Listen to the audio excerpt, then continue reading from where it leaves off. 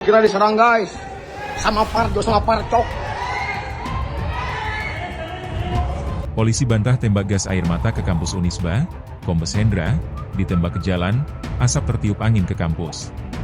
Polda Jawa Barat mengklaim petugas tidak menembakkan gas air mata ke dalam kampus Universitas Islam Bandung, Unisba, melainkan ke jalan raya dan tertiup angin. Kabid Humas Polda Jawa Barat Kombes Hendra Rochmawan mengatakan saat itu kelompok anarko melakukan provokasi dari dalam kampus Unisba dengan melempar bom molotov ke tim patroli kendaraan roda 2 dan roda 4 mobil Rantis Brimob. Tim kemudian menembakkan gas air mata di jalan raya yang kemudian tertiup angin ke parkiran Unisba, kata Hendra kepada wartawan, Selasa 2 September. Hendra juga menyebut petugas tidak pernah masuk ke area kampus dan membawa senjata peluru karet. Kata dia, hal itu merupakan framing yang sengaja dibentuk kelompok anarko di media sosial. Yang semua itu adalah hoaks.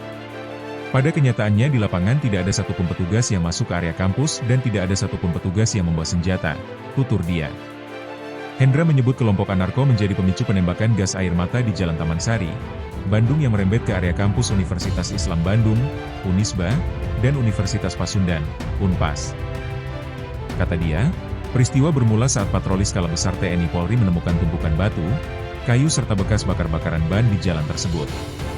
Dan di saat yang sama ada sekelompok orang memakai baju hitam dan diduga sebagian besar adalah anarko, mereka itulah yang awalnya menutup jalan dan membentuk blokade di Taman Sari Sambil, kata Hendra kepada wartawan, Selasa 2 September.